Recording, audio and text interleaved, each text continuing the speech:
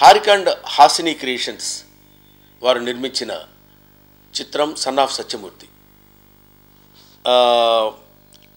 రాధాకృష్ణ గారు ప్రొడ్యూసర్గా నిర్మించిన ఈ సినిమా గొప్ప విజయాన్ని సాధించినందుకు ముందుగా ప్రేక్షకులందరికీ నా హృదయపూర్వకమైన కృతజ్ఞతలు తెలియజేస్తున్నాను. ఈ చిత్రానికి దర్శకుడు త్రివిక్రమ్ శ్రీనివాస్ గారు.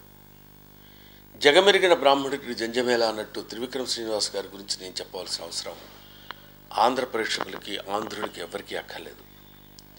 ముఖ్యంగా సరస్వతీ పుత్రుడైన త్రివిక్రమ్ శ్రీనివాస్ గారు, ఆయన నోటి వెంట వచ్చే ప్రతి మాట, ఆయన కలం వెంట జాలువారే ప్రతి పదం అది అందంగా ఉండటమే కాకుండా అర్థవంతంగా ఉంటుంది. ఈ సినిమా వరకు సన్ ఆఫ్ సత్యమూర్తి అని జనరల్గా సినిమాలో కొన్ని విలువలే ఆస్తి అని క్యాప్షన్తో చేసినటువంటి సినిమా ఇదని మనందరికీ తెలిసిందే. కాకపోతే ఇక్కడ తెలుసుకోవాల్సిన విషయం ఏంటంటే, కథాపరంగా చూసినట్టయితే మనం జనరల్గా తల్లికి ఎక్కువ ఇంపార్టెన్స్ ఇస్తాం. మాతృమూర్తి, జన్మనిచ్చిన తల్లి, జననీ జన్మభూమి, ఇట్లాంటివన్నీ అంటుంటాం. కొంచెం లోతుగా పరిశీలిస్తే ఈ పితృస్వామిక వ్యవస్థలో తల్లి జన్మనిచ్చినంత వరకే, ఆ తర్వాత తండ్రి పడే కష్టాలు, తండ్రి పడే బాధ్యత, తండ్రి పడే మానసిక సంఘర్షణ, కొడుకుని సరైన పద్ధతిలో నిలబెట్టాలని, కొడుకుని జాగ్రత్తగా చదివించాలని, కొడుకు మంచి జీవితం ఉండాలని, మంచి భవిష్యత్తు ఉండాలని ఆ తండ్రి పడే తపన అంతా ఇంత ఉండదు. అందులో షేర్ మాత్రమే చేసుకుంటుంది తల్లి అని భావన. అలా అని తల్లికి అసలు రూపమే లేకపోతే, బిడ్డకి జన్మనే ఇవ్వకపోతే మనం చేయగలిగింది ఏం లేదంటానికి తల్లికి ఆ ప్రాముఖ్యత ఇస్తూనే తండ్రి తీసుకునేటువంటి బాధ్యతల్ని ఒక అందమైన రూపంలో, అందమైన పద్ధతిలో చెప్పడానికి త్రివిక్రమ్ శ్రీనివాస్ గారు ఈ సినిమాలో ప్రయత్నించారు. ఆ ప్రయత్నం 100% సఫలీకృతమైందని అనుకోవాలి మనకి. ఎందుకంటే నచ్చి తెచ్చుకునే బాధ్యత భార్య, మొయ్యాలనిపించే బరువు పిల్లలు, ఎప్పుడూ మర్చిపోలేని జ్ఞాపకం నాన్న అంటాడు. ఇలాంటి మాటలు సినిమా నిండా ఒక చోట ఉంది, ఒక చోట లేదని కాకుండా తండ్రి కొడుకుల అనుబంధం కానీ, స్నేహితుల మధ్య జరిగే అనుబంధం కానీ, బావమరుదుల మధ్య జరిగే అనుబంధం కానీ, మామాలుల మధ్య జరిగే అనుబంధం కానీ, మానవీయ సంబంధాలన్నింటినీ అత్యంత శక్తివంతంగా, రమణీయంగా ఈ సినిమాలో తీర్చి చెప్పాడు. ఇది కథకి సంబంధించినంత వరకు హాయిగా, ఆనందంగా నడుపుతూ కేవలం కామెడీనో, లేకపోతే ఫైట్స్, లేకపోతే డ్యాన్సెస్ ఏవో వాటికే ప్రాధాన్యతని కాకుండా, వీటన్నిటితో పాటు కథ ఉండటం కాకుండా, కథతో పాటు ఇవన్నీ ఉండే విధంగా ప్రయత్నం చేసి తను చేసినటువంటి ఈ సినిమా ఒక అద్భుతమైనటువంటి విజయాన్ని సాధించిందంటే, తెలియని లోపల ఎక్కడో కరెంట్ మనల్ని ఆకర్షించగలిగేటువంటి పాయింట్ ఏదో ఒకటి ఉంది. అది మిమ్మల్ని ఆకర్షించింది. అందుకే మీరు చూస్తున్నారు. మీరు ఒక్కరు చూడటమనే కాకుండా కుటుంబం యావత్తు కలిసి ఎవరికొన్నా 1 టికెట్ 2 టికెట్లు ఇవ్వడం అనేది కాకుండా ఓ 10 ఇవ్వండి, 15 ఇవ్వండి అని అడుగుతున్నారంటే అది కుటుంబం అంతా చూడాలనుకునేటువంటి సినిమా. ఇతర సినిమాల్లో మాటల్లో కానీ, చేతల్లో కానీ, దృశ్యాల్లో కానీ ఎక్కడ ఎటువంటి అశ్లీలం దొర్లినట్టు కనిపించదు కూడా. అటువంటి మహా అద్భుతమైనటువంటి సినిమా, చాలా మంచి సినిమా, హాయిగా అనుబంధాల మధ్య తిరిగే సినిమా. ఒక పెద్ద ప్యాలెస్ కాదు ఇది, అందమైన ఇల్లు ఈ సినిమా. ఈ సినిమాను మనం చూడాలి, ఒక పాయింట్. రెండోది, ఈ సినిమాలో బన్నీ మీ అందరికీ తెలుసు, ఒక అద్భుతమైన డ్యాన్సర్, బ్రహ్మాండమైన ఫైటర్, బ్రహ్మాండమైన పెర్ఫార్మర్, చాలా కష్టపడి పనిచేసే హీరో అని మనందరికీ తెలిసిన విషయం. ముఖ్యంగా వీటన్నిటినీ కొద్ది సమపాళ్లలో రంగరించుకుంటూ వచ్చేవాడు. ఈ సినిమాలో యాక్టింగ్కి, పెర్ఫార్మెన్స్కి, సెంటిమెంట్ సీన్స్కి తను చూపించినటువంటి శ్రద్ధ, తను ఇచ్చినటువంటి పెర్ఫార్మెన్స్ హైలైట్. ఇంత గొప్పగా యాక్ట్ చేస్తాడా అర్జున్, ఇంత గొప్పగా యాక్ట్ చేస్తాడా బన్నీ.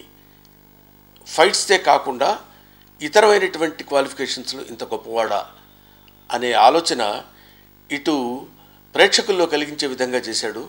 ఫ్యాన్స్లో ముందు అది కొంచెం ఇబ్బందికరంగా ఉన్నా, ఎందుకంటే మా బాస్ బ్రహ్మాండంగా ఫైట్స్ చేయాలి, డాన్సులు చేయాలి, అవి చేయాలి అనుకునేవాడు ఇలా కనిపించేసరికి కొద్దిగా డైజెస్ట్ అవ్వడానికి కష్టమైనా, ఆహా ఎంత గొప్ప నటుడు మా బాస్, మా హీరో అని ఫ్యాన్స్ అనుకునే విధంగా ఆ మార్క్స్ అన్నీ కొట్టేసినటువంటి వాడు బన్నీ. ఆ తర్వాత సమంత గురించి మనం చెప్పాల్సిన అవసరం లేదు. అమ్మాయి యాక్ట్ చేస్తున్నట్టు ఎప్పుడు అనిపించదు, ఎప్పుడు బిహేవ్ చేస్తున్నట్టే ఉంటుంది, ఆ క్యారెక్టర్కి అలా చేస్తున్నట్టు అనిపిస్తుంది. తర్వాత డైరెక్టర్ ఇక్కడ చూపించినటువంటి ఒక అద్భుతమైన విషయం ఏంటంటే, హీరోయిన్ అనగానే మంచి అందంగా కనపడాలి, ఇంకా ఏవేవో కనపడాలి, ఇవన్నీ కనపడి ఆ అమ్మాయి పిచ్చి వేషాలు వేస్తే, ఆ పిచ్చి వేషాలు అనే పదం మనం వాడకూడదేమో నాకు తెలియదు, ఆ అమ్మాయి ఇంకో రకంగా కనపడితే, మన కంటికి ఇంపుగా కనపడితే ఈ అమ్మాయి హీరోయిన్ అనేటువంటి ఒక దృష్టితో మనం హీరోయిన్ చూసే రోజుల నుంచి ఆ అమ్మాయి షుగర్ పేషెంట్ అని చెప్పి, ఏ హీరోయిన్కి షుగర్ ఉండకూడదా అని మనం అనుకుంటే అది చాలా కష్టం అండి, మీకు తెలియదు, ఎందుకంటే ప్రేక్షకులు ఒప్పుకోరు. హీరోయిన్ షుగర్ ఏంటండి, అలా కాదు, హీరోయిన్ అంటే హీరోయిన్గా అందంగా ఉండాలి, ఆ డ్యాన్స్లో అవన్నీ ఉంటే తప్ప యాక్సెప్ట్ చేయరు అనుకునే దానికి దర్శకుడు ఎంత ధైర్యం చేసి ఉండాలో ఆలోచించండి. అతనికి మానసికంగా ఎంతో ధైర్యం ఉంటే తప్ప ఆ క్యారెక్టర్ మీద, ఆ క్యారెక్టర్ కన్విక్షన్ మీద ఒక అద్భుతమైన గ్రిప్ ఉంటే తప్ప ఆ ఛాలెంజ్ తీసుకోడు. అలాగా హీరో హీరోయిన్ దేవిశ్రీ ప్రసాద్ చెప్పిందే అద్భుతమైన సంగీతం, చాలా మంచి సంగీతాన్ని ఆయన ఇస్తాడని తెలుసు, ఇచ్చాడు అనేది తెలుసు. ఇప్పుడు ఇవాళ అన్ని చోట్ల ఆంధ్రదేశం అంతా సన్ ఆఫ్ సత్యమూర్తి సాంగ్స్ మారుమోగిపోతున్నాయంటే that all credit goes to Devi Sri Prasad.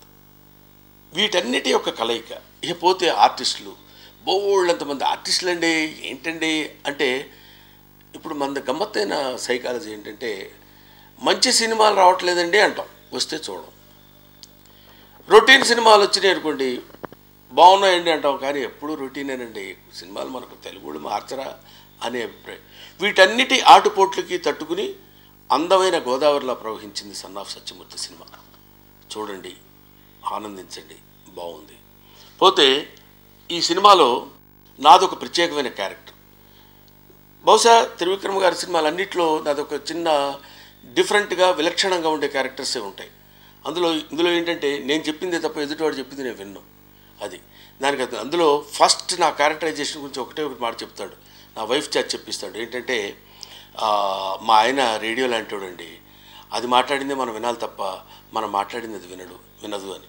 ఇంతకంటే ఎదుటోడు మాట్లాడింది వినడు అని చెప్పడానికి ఇంతకంటే ఎగ్జాంపుల్ ఇంకెవరు చెప్పలేరేమో.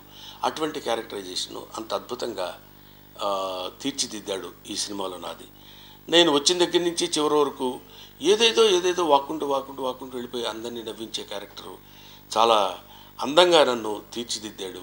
ఇలాగే ఆల్ క్యారెక్టర్స్, రాజేంద్ర ప్రసాద్ గారు కానివ్వండి, ఉపేంద్ర గారు కానివ్వండి, స్నేహ కానివ్వండి, సమంత, అమ్మాయి నిత్యా మీనన్, ఆదా శర్మ, వీళ్ళందరూ ఎవరికి తగినంత వాళ్ళు అద్భుతమైనటువంటి నటన ప్రదర్శించి, ఇంకా చాలామంది ఆర్టిస్టులు ఉన్నారు, వీళ్ళందరి పేరున నేను చెప్పలేకపోయినా, రావు రమేష్ గారు కానివ్వండి, వీళ్ళందరూ వాళ్ళ క్యారెక్టర్స్ అద్భుతంగా ప్రదర్శించి, ఒక్కరోజు 2 రోజులైనా ఎంఎస్ నారాయణ గారు చేసిన సీన్స్ నాకు బాగా నచ్చాయి. తర్వాత దానికి ఆ డబ్బింగ్ చెప్పిన ఆర్టిస్ట్ కూడా యాజ్ ఇట్ ఈస్గా ఆయనే చెప్పాడన్న భావంతో చెప్పించారు.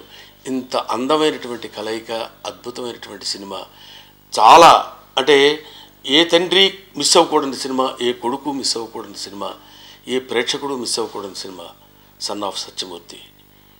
Kindly see the film, bless the crew. Thank you very much.